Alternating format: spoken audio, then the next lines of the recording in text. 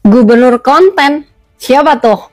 Nah, ini Gubernur Kaltim dalam rapat Komisi 2 DPR RI menyebut Gubernur konten pada Kang Deddy Mulyadi selaku Gubernur Jawa Barat.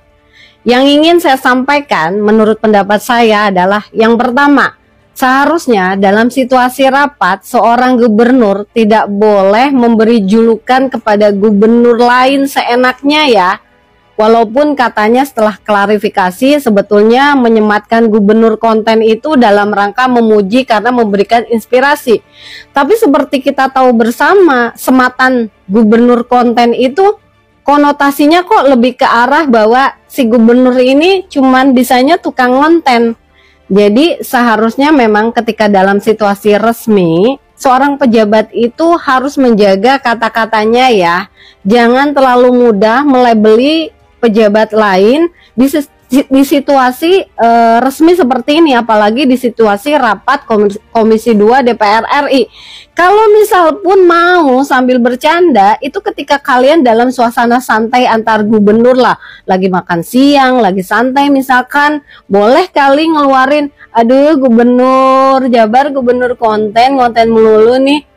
Tapi ketika di situasi rapat yang direcord secara publik gitu dan semua orang melihat pernyataan tersebut, tentu ini akan berdampak negatif ya. Itu yang pertama ya. Yang kedua, sebetulnya seorang pejabat atau salah satunya adalah gubernur memang perlu kok memiliki media sosial.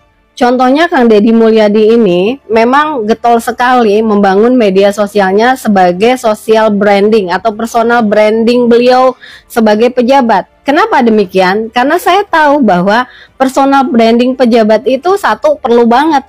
Yang kedua, pejabat mempunyai media sosial itu agar menjangkau masyarakat dengan lebih luas. Kebayang nggak sih, nggak semua orang kan tinggalnya sebelahan sama gubernur ya. Kita yang di kota lain gitu bisa melihat kiprah gubernur kita, pemimpin kita justru dari media sosial. Bahkan kita bisa berinteraksi dengan pemimpin kita itu karena media sosial. Begitu ya. Terus kemudian kenapa pejabat perlu punya media sosial? Untuk meningkatkan transparansi dan akuntabilitas. Jadi apapun yang dilakukan oleh seorang pemimpin bisa diinformasikan lewat media sosialnya agar rakyat merasa terinformasikan dengan baik secara transparan dan bisa dipertanggungjawabkan. Nah, itu kenapa Kang Deddy Mulyadi membuat media sosial, membangun media sosial itu beberapa alasannya karena itu menurut saya loh ya. Kalau nggak setuju ya nggak apa-apa sih.